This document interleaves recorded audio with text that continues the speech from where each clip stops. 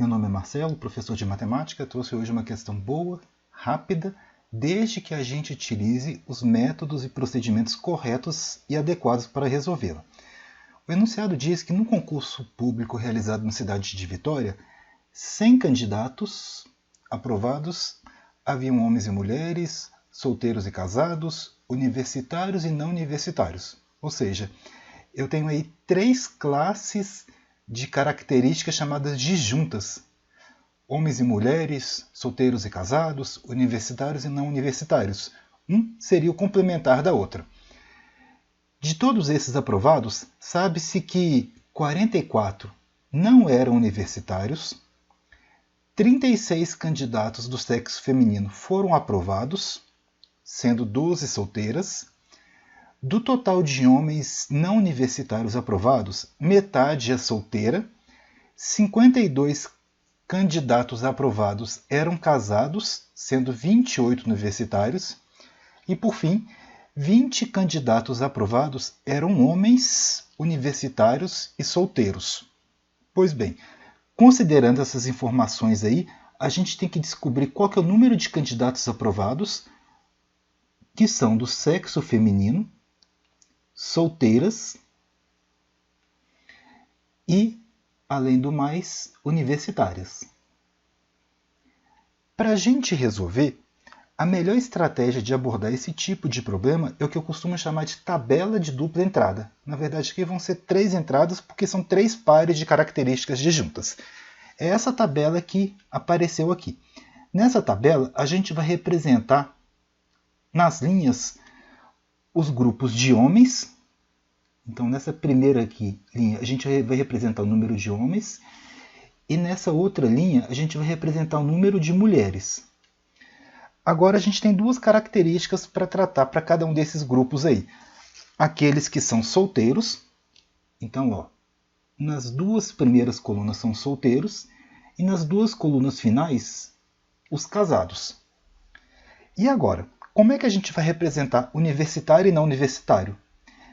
Para cada grupo aqui, eu vou representar os universitários a partir dessa primeira coluna e dessa terceira coluna. E os não universitários, eu vou representar na segunda e na quarta coluna. E para começar a preencher dados aí nessa tabela, o ideal é buscar aquele elemento que tenha o mais restrito possível. E no caso, qual é o elemento mais restrito possível aí do enunciado? Essa informação aqui de que 20 candidatos aprovados eram homens, universitários e solteiros. Então a gente vai escrever o seguinte: se está fazendo referência ao número de homens, está nessa primeira linha. Se está fazendo referência a solteiro, está nas 2 primeiras colunas. E se é universitário, na primeira coluna. Então, ao todo, são 20 homens universitários solteiros. Pois bem, a próxima informação que a gente vai utilizar aqui é a seguinte: são 36 candidatos do sexo feminino. Então, 36 candidatos do sexo feminino.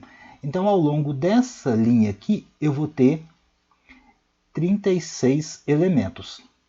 Como o total de aprovados é 100, o número de homens ao todo vai ser 64. Utilizei para isso essa segunda informação. Próxima informação que a gente vai utilizar. Ao todo, são 28 universitários dentre aqueles 52 candidatos que eram casados. Então, 52 candidatos casados implica em afirmar que nessas 4 posições aqui das 2 últimas colunas existem 52 elementos. Só que desses 52 elementos a gente sabe que 28 são universitários. Então o número de universitários é 28. Quer dizer que nessas 2 posições eu tenho 28 elementos. Para continuar, próxima informação.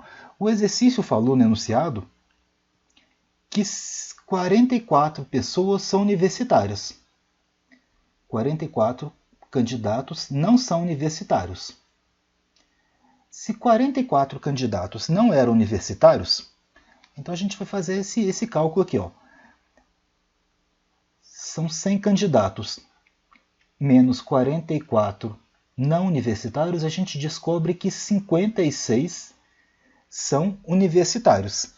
Mas, ó, esses 56 estariam nesses 28 que são universitários casados e o restante aqui seriam os universitários não casados, né? Os solteiros. Então, se eu somar esses dois grupos, ó, 20 com 28 dá 48. Só que o total de universitários aí é 56. Então, o que eu vou fazer? Eu vou pegar 56 e vou subtrair 48. 56 menos 48, resultado 8. Conclusão. São 8 universitários solteiros que não são homens, ou seja, esse quadradinho aqui vai ter 8 elementos. Agora, para responder a pergunta, o que pediu para a gente identificar como sendo a alternativa correta? A gente tem que identificar como sendo a alternativa correta o número de candidatos do sexo feminino, número de mulheres que são solteiras e são universitárias. Ou seja, a resposta implica aí em identificar quantos elementos estão nessa posição aqui. Então a resposta da questão, ó, é 8.